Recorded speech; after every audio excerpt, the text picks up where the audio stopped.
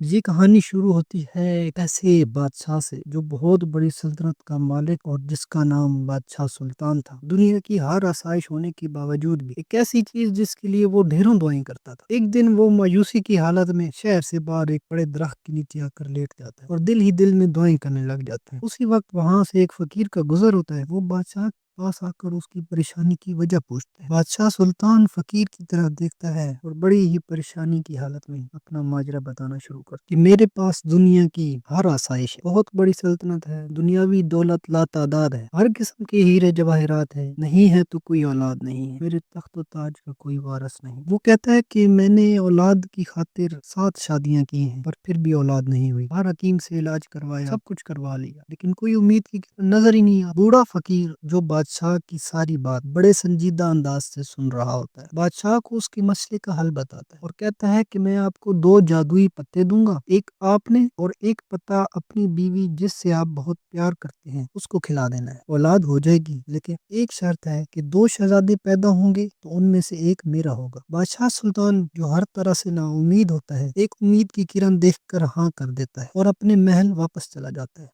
बादशाह को अपनी छोटी बीवी का ख्याल आता है जो बहुत ही खूबसूरत होती है। वो अपनी बीवी के पास जाता है और सारा माजा उसे बता देता है और वो एक पत्ता उसे दे देता है। साल बाद बादशाह सुल्तान के महल में 2 जुड़वा शहजादे एक ही शक्ल के पैदा होते हैं। बूढ़ा फकीर भी उस खुशी में शरीक होता है। बादशाह की खुशी का ठिकाना नहीं होता। वो पूरी सल्तनत में 1 साल के लिए जश्न का ऐलान कर देता है और अपने खजानों के मुंह हर खास आवाम के लिए खोल देता है। आवाम खुशी से झूम रही होती है। बादशाह सुल्तान अपने दोनों शहजादे जिनका नाम अरहम और रियान है को हर किस्म का इल्म सिखाता है और उन्हें अपने दौर का बेहतरीन वॉरियर बनाता है। दोनों शहजादे बेहतरीन इंस्ट्रक्टर्स की निगरानी में सारे फन सीख चुके होते हैं। शहजादे 18 साल के हो चुके हैं। पूरी सल्तनत में जश्न का समा है। अगले दिन वही बूढ़ा फकीर बादशाह सुल्तान के दरबार में हाजिर होता है। बादशाह जो खुद अभी बूढ़ा हो चुका है, फकीर बादशाह को उसका वादा याद दिलाता है। बादशाह समझ जाता है कि वादा पूरा करने का वक्त आ गया है। वो अकेले में अपने दोनों शहजादों से बात करता है और उन्हें सारा किस्सा बताता है कि किस तरह उसकी फकीर से मुलाकात हुई और 2 पत्तों का वाकया सुनाता है। पूरा किस्सा सुनने के बाद शहजादा अरहम फकीर के साथ जाने के लिए और अपने वालिद बादशाह सुल्तान का वादा पूरा करने के लिए तैयार हो जाता है। बादशाह को इस बात का दुख होता है और वो शहजादे अरहम का शुक्रिया अदा करता है कि उसने उसके वादे को पूरा किया। शहजादा फकीर के साथ सफर शुरू कर देता है। ये सफर 3 महीनों पर मुश्तमिल होता है। फकीर शहजादे को बादशाह सुल्तान की सल्तनत से बहुत दूर गहरे जंगलों को क्रॉस करते हुए दरिया के उस पार दूर कहीं एक वीराने में अपने घर में ले आता है। शहजादा आराम ये देखकर हैरान होता है कि सीन में बहुत बड़ी देग चूल्हे पर पड़ी है और उसमें पानी उबल रहा है। अपनी सवारी से उतरकर वो बूढ़ा फकीर शहजादा आराम को कहता है कि 7 कमरे हैं मेरे घर के, 6 खोलना 7वां ना खोलना। शहजादा देग को देखकर खुश होता है कि फकीर उठकर आज देखते हैं क्या पकाता है। बूढ़े फकीर के उठने से पहले वो कमरे चेक करने लग जाता है। पहले कमरे में उसे बहुत सारी तलवारें मिलती हैं। वो दूसरा कमरा खोलता है जिसमें घोड़ों का सामान होता है। शहजादा तीसरे कमरे की तरफ जाता है, उसमें सफर का सामान होता है। वो हैरान हो जाता है कि एक फकीर के पास इतना सामान कैसे हो सकता है। शहजादा अरहम मुतात हो जाता है। शहजादा चौथे कमरे में देखता है कि बूढ़ा फकीर गहरी नींद सो रहा है। वो चुपके से वापस आता है और 5वें कमरे की तरफ बढ़ता है और उसको खोलता है जिसमें मुख्तलिफ जानवरों की हड्डियां होती है। शहजादा थोड़ा सा डर जाता है और खौफ और हैरानी की हालत में वो 6ठे कमरे की तरफ भागता है। देखता है कि इस कमरे में भी मुख्तलिफ जानवरों की हड्डियां पड़ी हुई हैं। उसे फकीर की बात याद आती है जो उसने कही थी कि 6 कमरों के दरवाजे खोलना, 7वां कमरा ना खोलना। शहजादा थोड़ा सा डरता है, फिर सोचता है कि 6 कमरों की ये हालत है तो 7वें में क्या होगा। वो खौफ और हैरानी की हालत में दिल को मजबूत करके 7वें कमरे का दरवाजा खोलता है। शहजादा अरहम सामने का मंजर देखकर खौफजदा हो जाता है। उस